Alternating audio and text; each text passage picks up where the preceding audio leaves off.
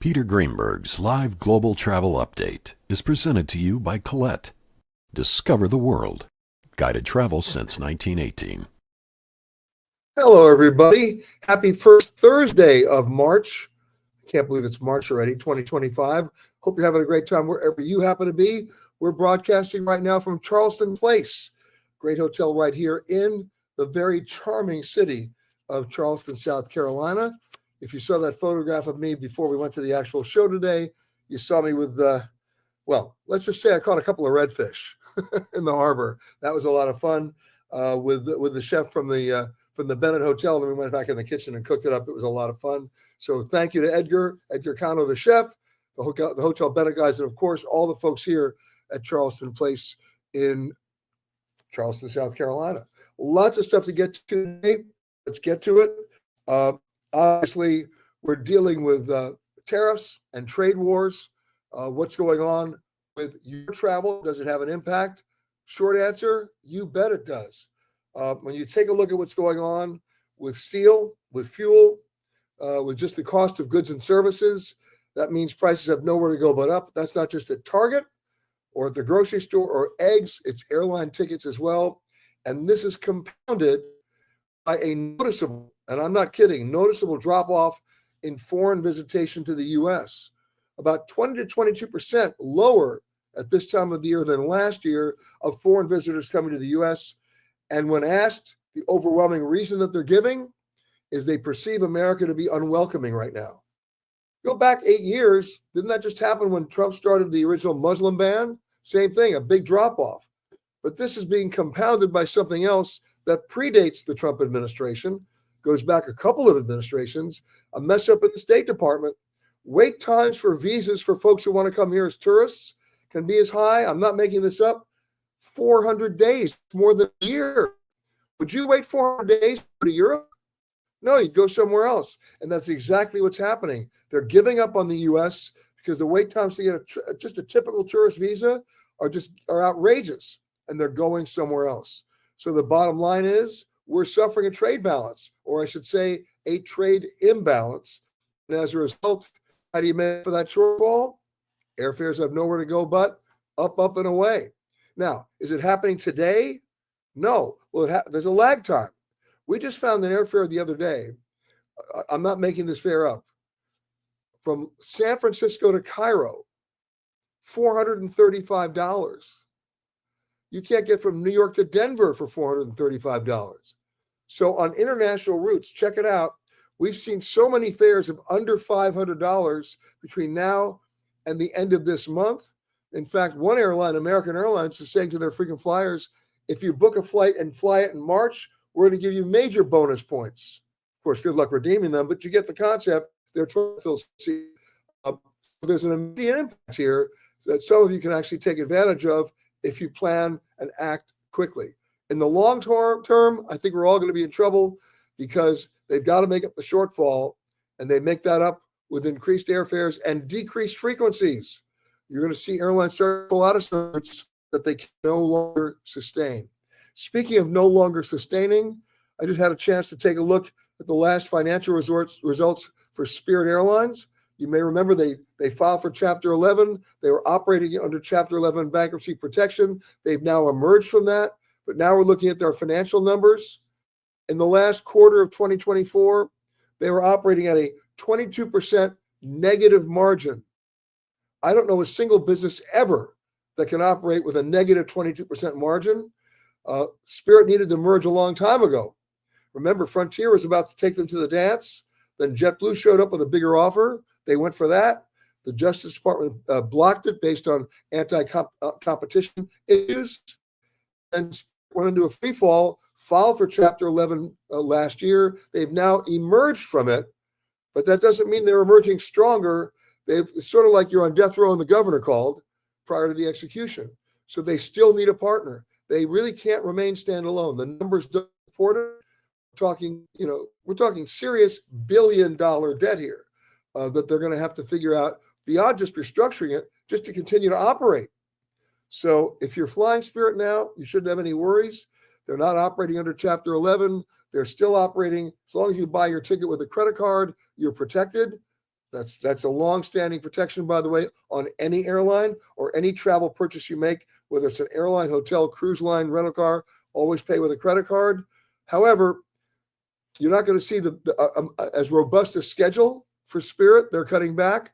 They've laid off a lot of pilots. They've cut back on a number of routes. But Spirit won't be alone in the cutting back of domestic routes.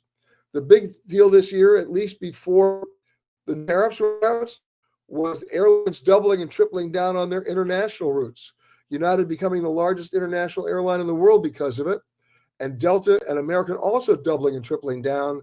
We'll be watching that carefully to see if these tariffs hold, because if they do, you still got a problem. But it's a short-term time to book your tickets now. Do not wait. When you have airfares like San Francisco to Cairo at $435, why wouldn't you book it now? And we'll talk about that a little bit later. Some other news that made me laugh a little bit. Guess who's now officially opened their door for limited travel and tourism? I've been talking about this for a long time, and I've already been to this country twice. It's your favorite destination and mine, North Korea. Now, why are they doing that? It's back to the economics again. Name one thing that North Korea produces that the world consumes. The answer? Zero. Unless you're in the market for unreliable Scud missiles. So, barring that, the one that's going to save their economy is travel and tourism. So they sort of opened the door late last year to some Russian tourists. Now they opened the door to some British tourists. There's an organization called Choreo Tours that operates for them in booking group tours. You can't go as an individual traveler. You're going in a group. And when I say escort tour, I'm not literally. I mean, you will be on a very escorted tour, only shown the things that they want to show you, but at least it's a good appetizer for when the doors actually open. You got to play by the rules. As I told you, I've been twice, once in 1978. How about that? And another time around 1994. But bottom line is, any one of you watching today can now go as long as you play by the rules. Now, keep in mind, the United States strongly advises against it. Right? One of our travel advisors. But again, it's an advisory. And follow along carefully. If you ask me if I go to North Korea tomorrow, the answer is yes. I would go. If you ask me if I go to Russia tomorrow, the answer is no. I think I'm a target to be taken prisoner, to be used in a prisoner exchange for doing nothing. But North Korea needs the money. They need the foreign exchange. And the only way they're going to get it is by slowly but surely opening up. It's actually beautiful. I go back to the days of the Cold War. When I was growing up, all the photographs we saw of all the Soviet bloc nations, Czechoslovakia, Romania, Bulgaria, Poland, were all in black and white, showing very bleak, depressing Soviet bloc architecture. Nobody smiled. Do you remember the little 11-year-old girl who Andropov invited to Russia when she wrote him a letter, right? I think her name was Samantha. I'm almost tempted to say Samantha Brown, but we all know Samantha Brown, my friend Samantha Brown, who has her own show on PBS. But it could have been another Samantha Brown who actually went to Russia, and the photos that came back, right, at the height of the Cold War were in beautiful color. And there she was, these gorgeous black resorts, and we had no idea. Well, guess what? It is gorgeous. But right now, Russia's on my no-fly list until other things get resolved. But North Korea, there's an opportunity there, and we'll follow the story as it develops. But just know that they're officially, slowly but surely, opening the door. So you should know about that. Okay, a couple of other things I want to talk about. Issues that we're talking about on our show, The Travel Detective, and also on our radio show. A lot of hotels are getting a little bit devious in the definition of terms. When you check into a hotel, the presumption is if you're staying for one night, there's a 24-hour clock. A lot of hotels are saying, they're not telling you. They're looking at a one-night stay as 18 hours. But here's the question. When does the clock start ticking? When you check in or when check-in becomes available, no matter what time you check in? You need to negotiate that ahead of time, or you're either going to be charged for checking in early or checking out late, and you did nothing wrong in the process. That's one. The other is a number of hotel franchises, in this case Marriott, are charging guests. Remember, when you check in, you're giving them your credit card, to cover the room charges and any incidentals. But here's an incidental you weren't planning on. If the hotel determines that the towels in your room are really dirty, they're charging you, like some of these hotels are charging you $50 per hotel as a cleaning fee. So get ready for some sticker shock after you check out. Again, all this is negotiable. I've always argued it's always the resort fee, but all of this stuff is negotiable if you understand what's going on ahead of time. You know, it's no different than the advice I've always given people about renting cars. Before you take that car off the lot, take your cell phone out and photograph everything around the car and everything inside the car. Make sure it's time coded. So any ding and scratch is noticed and recorded. Then go back to the counter, just take an extra 5 minutes, get the agent to certify that these dings and scratches were already on the car or any damage to the interior of the car. Have him put it on the rental car agreement and sign it. So many of our listeners and viewers are writing me saying they're getting hit with anywhere from $200 to $4,000 in repair bills on things they never did to the car. So same principle here about hotel towels. Check that out. Okay. Finally, this one makes me laugh. United Airlines just did research about, is there a link? By the way, this is self-prophecy here. Is there a link between buying an airline ticket for a vacation and your happiness? What a surprise. 70% of Americans came back on the survey and said, yes, when I buy a ticket for a vacation, I'm happy. They paid somebody for this research. They paid somebody for this. Okay. And the funny thing is they went down a little bit deeper to find out that what brought them happiness was more than, for buying an airline ticket, was more than buying an electronic item, jewelry, or clothing. Okay. That's some total this amazing research that United Airlines did. Here's the research they didn't do. How fast does your happiness evaporate if the plane's delayed or canceled? There you go. So anyway, thank you, United, for that for that research. Now, I want to show you a photograph. I was recently in Gibraltar, and this is not a doctored photograph. You know, we've all talked about the Rock of Gibraltar. Look at that photograph. Look at it carefully. Do you see towards the top of the photograph and towards the bottom of the photograph, there's traffic stopped? Yes, the main and only runway at the Gibraltar Airport crosses a busy traffic intersection. Those are civilian cars.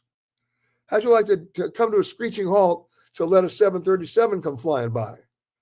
It's a cool photo op, and there it is, the Gibraltar Airport. I just wanted to show you that some airports are quite interesting in terms of the way they're designed or how they're able to operate in very limited space. I would have to call Gibraltar's airport operating in very limited space.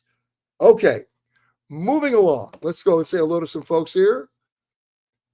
Tayo's saying hello usually you're in Chicago, but we'll find out in a second. Of course, Scott's saying hello from Chicago. I have any recommendations of track route destinations leaving from Chicago? We are considering vacation options that don't include flying. Yeah. Amtrak just added another Chicago trip, I believe Chicago-Miami. But if you want to go west, there are a number of trains that will go through Chicago. I believe the Empire Builder, the Cardinal, and maybe the Zephyr too. But the bottom line is you can get west from Chicago. Bring a book. It's a longer trip, but I love train trips, even Amtrak. I really do.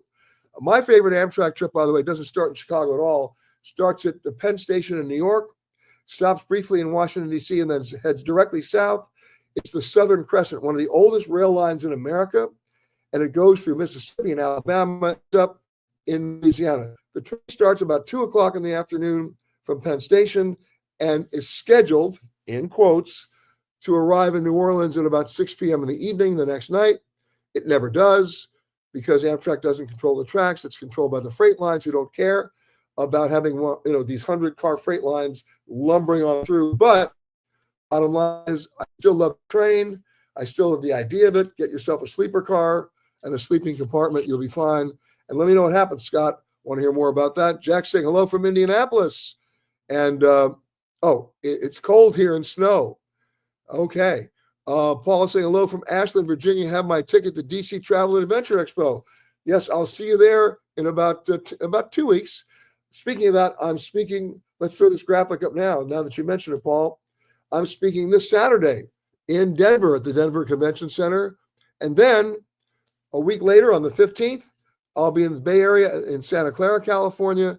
And then to see Paul at the Washington, D.C. Convention Center on March 29th and 30th. So looking forward to see you there. And by the way, if you want tickets or you want discounted tickets, I think the promo code is Greenberg VIP. Use it, and I'll see you there. Matthew saying hi from Syracuse. Sue saying hi from Anaheim in Disneyland. All right. Which reminds me, and I'll say about this a little later, our radio show this week comes from the Sanborn Hotel in Santa Monica, California. I was there for a particular reason, simply because so many people think that because of those devastating and tragic fires in Pacific Palisades and Altadena, that the rest of California is closed. Not even close. Santa Monica is open, Beverly Hills is open, Anaheim and Disneyland is open, and so many people thought mistakenly that you can't get to California now. The same people who mistakenly thought that after those devastating fires in Lahaina in Maui, that the rest of the island was closed, not to mention all of Hawaii. Just not true. They need you. When you deal with nations that are so dependent on travel and tourism, their economy completely can collapse if you don't go. And right now, there's nothing stopping you from going to Santa Monica, nothing stopping you to go to Beverly Hills, to see Disneyland and Anaheim, and so many other California destinations. So we went out there to report on that and to talk about the recovery efforts as well. Speaking of that, if we have that graphic, let's put it up about where you can help and donate. The bottom line is, there it is. There's still so many boots on the ground in Altadena and in Pacific Palisades. And I'm telling you now, they need your help in any way you can give it. And those are the 4 websites I recommend. Operation USA, in the interest of full transparency, I'm on the board of that. They do amazing work in getting supplies where they're needed. The LAFD Foundation, of course. I'm also a firefighter, as many of you know, in New York, so we want to support them. Direct Relief, and of course, the American Red Cross. The recovery efforts here will be generational. You know, even though it's not front-page news anymore, because the visual images of fires are not prevalent now, so it's not front-page news. It is front-page news to me until these people who suffered so much can be helped and get back to their homes. So please do whatever you can. And those are the 4 websites that I recommend to donate. And also, remember, there are first responders and second responders, and then there will come a time, hopefully in the not too distant future, where you can be a third responder. Coming to Santa Monica or Beverly Hills or Anaheim makes you a third responder because you're putting money into the economy that will find its way to helping people. All right, so just wanted to mention that. Let's keep going. Red saying, watching from Omaha. Oh, and the snow's back. Okay. Patrick's in the Big Apple. I just saw Patrick recently in Los Angeles. Jean saying hello from Tulsa. There's Priya. She's not in Chicago. She's in Cancun. Nice done. All right. Colleen saying Oakland. We love Oakland. An underrated city, by the way. There's Jim and Harriet. Always saying hi to them. Oh, and you got your tickets for the travel show in DC. I'll see you there. Joy is saying air travel is getting very expensive. I want to travel to Jamaica June 4th or September 15th. Which state do you think would have the better airfare? Well, believe it or not, you picked 2 dates that should have the best airfare because neither of those are high season. Now, keep in mind, September 15th, you're now bordering into the hurricane season. So if you want to roll the dice, the airfares might be less. And if there's no hurricane, you win. So this is the time to buy your travel insurance as well, right? You can't buy travel insurance after a storm is officially named. But if you want to go in September, buy the insurance. You should have no trouble. Remember, hurricane season, it used to be like, early September to late October. Now hurricane season is starting like in July through the end of the year. So all bets off. But protect yourself with insurance. Paul says, do I know if there's a problem with renewal of passports due to the changes in the State Department? Well, so far, I haven't heard of any mass firings in the State Department yet, although the scorched earth policy of the current administration, everything's on the table. So I don't know the answer to that yet. I do know that visa wait times at U.S. consulate are just as bad as ever. I talked about that earlier. But if you need to renew a passport, get it done now. It's still March. If you wait till April or May when people suddenly wake up and go, oh my God, summer's coming, I either need to get a new passport or renew my last one, you may lose the summer waiting for that renewal or that new passport. So do it now. All right. All right. Scott's saying, I'm taking my first river cruise on AMA Waterways. Oh, great. On the Danube. Well, any tips? Yeah. First of all, this is a good month to go. Why? It's out of season. We love that. The river levels might not be an issue. That's great. And look, I'm a huge fan of off-season travel. Remember, I was the guy who didn't do a river cruise. I did a Mediterranean cruise on the Windstar ship, the Star Legend. When? In December, in the middle of winter. March is still considered middle of winter, more or less. So if you're doing it, you know what? Oh, you're going there for a suntan. You're going there for a cultural immersion. You're not going to be crowded. You're not going to stand in line. You're going to have a better experience. Okay. Okay. Yes, I agree with you, Tyler. That the administration doesn't understand there's a cause and effect here between tariffs and tourism and the cost of travel. You think eggs are expensive? Get ready. Every time there's an action, there's a financial consequence here. And at a certain point, and I'm not getting political here, that's basic math, right? This is not a red state problem, not a blue state problem. It's a travel and tourism problem. And it's going to get fixed. I hope people will continue to move forward intelligently here. All right, Randy's listening from Aruba. I've stayed at the Charleston place a few times, one of my favorite hotels. I'll tell him you said that, Randy. Paul says, it's funny that we can go to North Korea, but not Cuba. No, Paul, you can go to Cuba. Any American can go to Cuba if you're going as a part of a people-to-people educational exchange or research program. There are a lot of institutions that offer these through universities or research organizations. Easy to find, by the way, and you can go, right? Not to mention, and by the way, I'm going to be very careful here not to suggest that I'm promoting this, but I'm reporting on it. Thousands of Americans, did you hear me? Thousands of Americans sneak into Cuba every year with no negative effect whatsoever. Again, foreign exchange, right? Here's how they do it. They go through any one of 5 other countries, and I'll tell you why they do that. There's still a law in the book that says Americans are not, listen to this, you're not legally forbidden to go to Cuba. You're legally forbidden to spend US dollars there. Interesting distinction, right? So how do they go and sneak in? They go through Mexico, Canada, Jamaica. I'm missing a few. The Bahamas. I'm missing one more. There are these 4. And what do? They buy all-inclusive tours through Jamaican, Canadian, Bahamian, or I missed one. You know what I'm saying. Tour operators. So they'll fly, for example, from New York to Nassau. They'll overnight in Nassau. They will have already bought their tour from a Nassau or Bahamian tour operator. And the next morning, everything's covered on the trip. Their airline ticket, their hotel, their meals. They're not spending a single dollar in Havana. And then they get on a plane and they fly from Nassau, which has diplomatic relations with Cuba, directly to Havana. They have a great time there. And when they come back, they're clearing customs in the Bahamas. And the next day, go back out to the airport, get on a plane back to the U.S., and they're clearing U.S. customs in the Bahamas, right? It's part of the pre-clearance program. But remember, when they get to Cuba, they ask the passport people there not to stamp their passport, and they don't. So they weren't there. Think about that. And by the way, every U.S. customs officer knows about it. There are no secrets here. They just choose to look the other way. It's sort of like Rick's Casino when the inspector is shocked to find out that the Claude Rains character, that gambling's going on, and then collects his winnings from the night before. Right? It's been a double standard for the last 50 years. When I was at NBC on the Today Show, I did exactly that trip to prove to people how many people were doing it. Right? But you can go legally and officially sanctioned. if you're part of a research, education, or people-to-people program to go to Cuba. Okay? But at the same time, thousands of Americans are doing it the other way.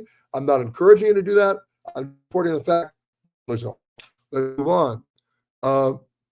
Jeff's packing his table tennis paddle for that great trip to North Korea. I don't know how they are at ping pong. Remember the days of ping pong diplomacy with the Chinese, but I get the point, Jeff. Jonah saying, greetings from California.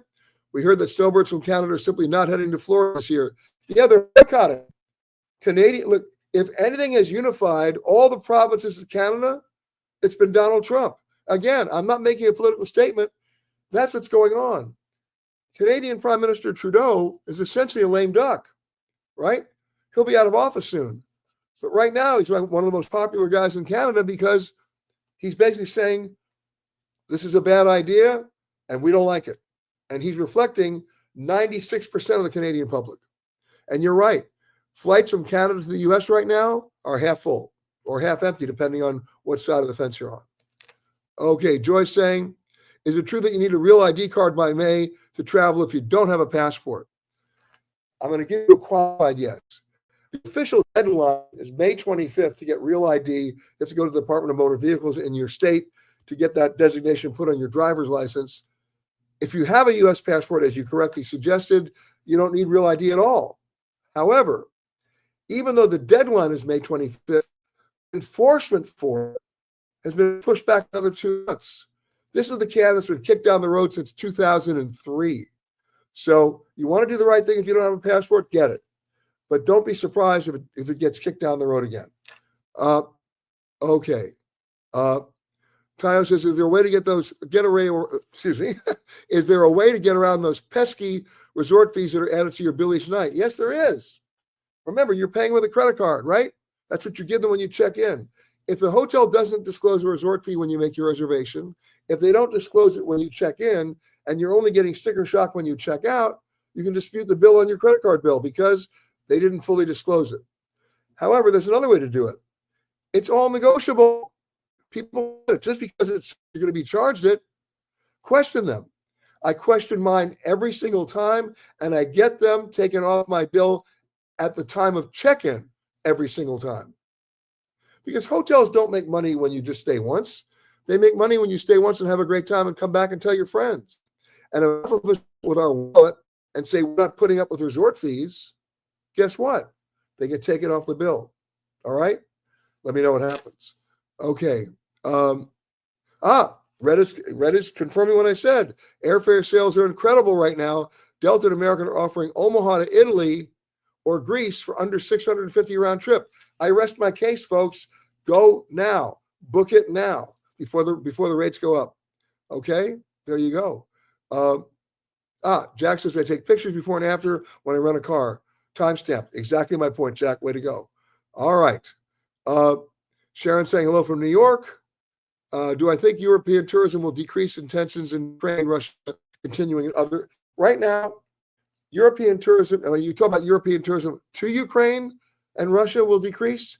Not in the short term. Nope. The airspace over those areas will still be contested.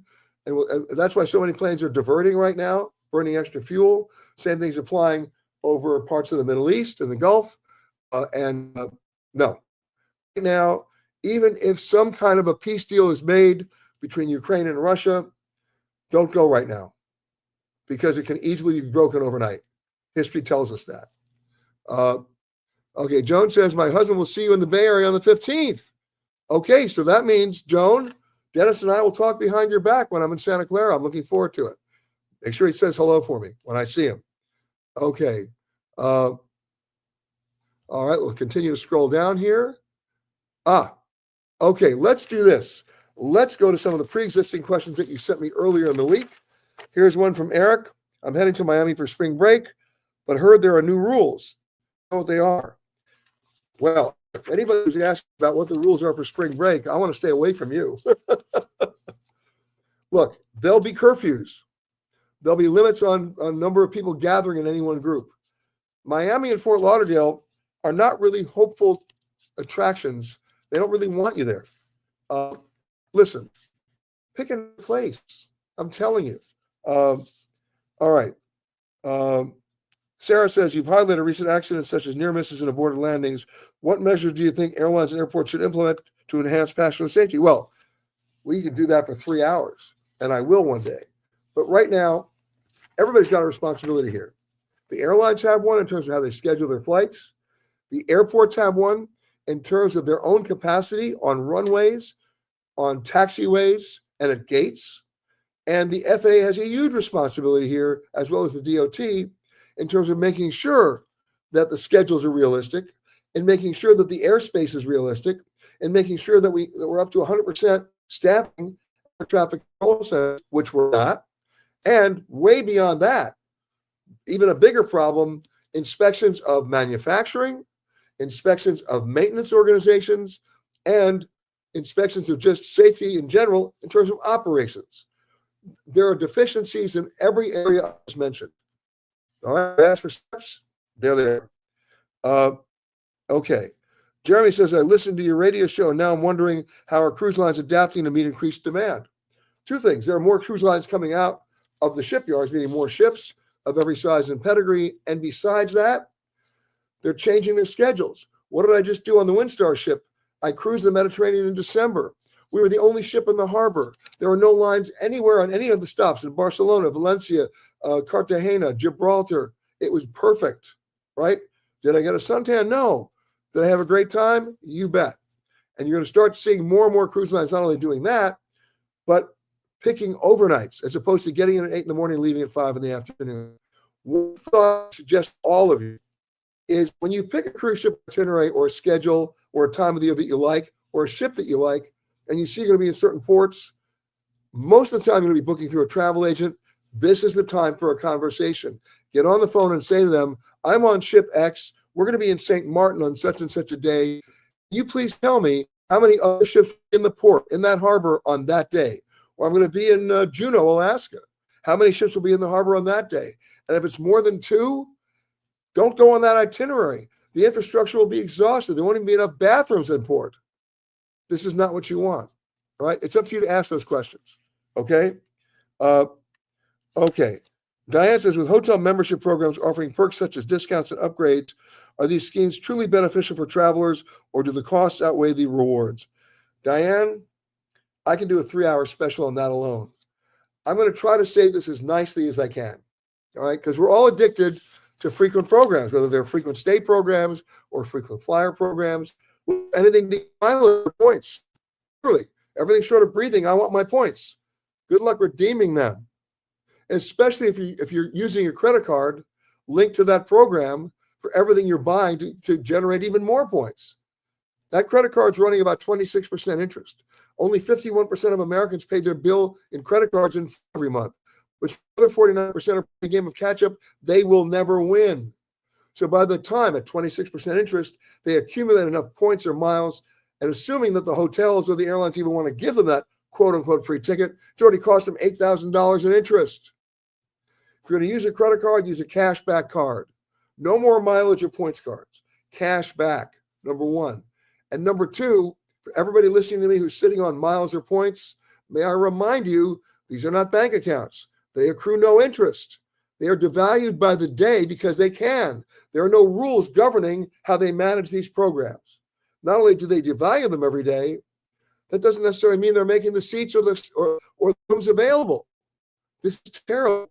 So that's a whole other issue that we can devote an entire show to, and I might just do that. All right? Bottom line is we've reached the point of diminishing returns where the points that you're getting and the miles that you're getting, with a few exceptions, have the equivalence of Venezuelan currency. Can I be more direct on that? Now, I'm not telling you to quit the programs. What I'm telling you to do is pick a place that none of your friends want to go to, right? So you're not going to Paris or Hawaii. Throw that out. Look at the airline partners that your airline has, right? The strategic alliances like One World or SkyTeam or Star Alliance, and pick a destination within that alliance that nobody wants to go to. There are 196 countries in the world. You take out 5 or 6 that you don't want to go to for all the reasons we've talked about, and then go there. Your friends can stay home and whine. You're going to have a great time. You might even get a ticket, all right? But holding on to those miles or holding on to those points is self-defeating. They're self-defeating. And by the way, there are only about 5 or 6 people in the world who have more miles than I do. I can sit here all day and brag about how many miles I have. It means nothing if I can't redeem them. And guess what? 95% of the time, I can't redeem them. Do you know how many unredeemed frequent flyer miles there are right now around the world? I'm talking about miles that earn you, me, and everybody else that have been unable to be redeemed because the airlines won't do it. Anybody want to take a guess? Whatever guess you're coming up with, you're wrong. It's 37 trillion that will never be redeemed. I'm not a lawyer. I don't play one on TV, but if I was prosecuting this case, the jury would not spend much time deliberating, right? You know what you got to do. All right. Sorry, you gave me the opportunity to speak about it. I just did. Okay, let's see. Oh, Megan, I've been reading about spikes in violence in Mexico. Is it safe for spring break? There are 32 states in Mexico. Something tells me you're not going to spring break either in Ciudad Juarez or Nuevo Laredo. And the other violent crimes that are down there are few and far between in the other 30 states. Most of the crimes that we see are the same crimes you'll see in Cleveland: purse snatching, pickpocketing. So there's nothing in the manual that says you have to wear all your expensive jewelry or your designer purse. You're on vacation, less is more, have fun. But there, other than Ciudad Juarez and maybe Acapulco late at night in certain areas, but then there are certain areas in Cincinnati I wouldn't go to. No, you can go to Mexico. Common sense, folks. Common sense. Okay. Felix says, why are cruise ships all so over air conditioned and cold? Well, it depends on where you're cruising, number one. And the latest versions of cruise ships have individual thermostats in your cabins that will take care of that problem for you, right? And if you're too cold in other areas of the ship, you know what? Ask them to turn it up a little bit or turn it off, depending on the time of the year you're cruising, okay? Lou says, Celebrity Cruises announced the addition of a 6th Edge-class ship. What are your thoughts? I think they've done a great job on the Edge-class ships on Celebrity. We've broadcast from a number of them. We even did a television show on one of their celebrated captains who just left after so many years at Celebrity. That's Captain Kate. If you go to our website, we should, Anthony, if you can, post the piece we did on Captain Kate to see how much fun you can have on a cruise ship. That was a Celebrity ship, by the way, an Edge-class ship. Okay. Gerard says, what is all the hype about the White Lotus Resort in Thailand? Okay. It has nothing to do with the resort.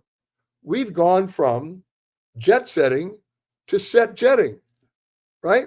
How about Emily in Paris? Watch out. How about White Lotus? So right now, you couldn't pay me to go to the Four Seasons in Thailand. It's overrun with people trying to recreate an already demented show, right? And so, you know what? I'm a great contrarian when it comes to that for Plan B. I'm not telling you not to go to Thailand. Just don't go to that resort, right? It's like going to Dubrovnik with all the deranged Game of Thrones fans. Why would you do that to yourself? All right? So set jetting does not appeal to me in the least. All right. Last but not least, let's go to the photo of the week. Let's do it. You got to love this. And that's Sonia Rodriguez. She says, I was fortunate to go on one of my bucket list trips to the Norwegian countries of Denmark, not the Norwegian countries, the Scandinavian countries, Sonia, of Denmark, Sweden, Finland, and Norway. One of my favorite places was in the Garanga Fjord area. Definitely an unforgettable trip. I agree. I just want to know where you were standing to take that. I hope you were careful. We love that photograph. It's got everything in there. Light, movement, color, the bits. And no crowds. Gotta love that too. If you think your photo qualifies as the photo of the week, you know what to do. Just send it to us at photocontest@petergreenberg.com. I think it right up there with Sonia's. Up it goes. Ladies and gentlemen, I'm taking off from here. I'll see you on the radio from Santa Monica on Saturday. That's 10:05 Eastern to 1 p.m. Eastern. Check your local listings. And if you can't find the show there, that's easy. We stream it live as well at petergreenberg.com. We'll have more next week on the impact of even proposed tariffs and the trade war, because it's already having an impact now and it's not pretty. We'll try to give you some more strategies like we just said today about those airfares. Time to strike is right now to go overseas. Within the next 3 weeks, they may spike. But right now, great deals. Anthony, thank you so much for helping us out here on the boards here in Charleston, South Carolina. A big thank you to Charleston Place for letting us broadcast from here. We will see you next week from another location somewhere around the world. And in the meantime, be safe, everybody. I'll see you next week.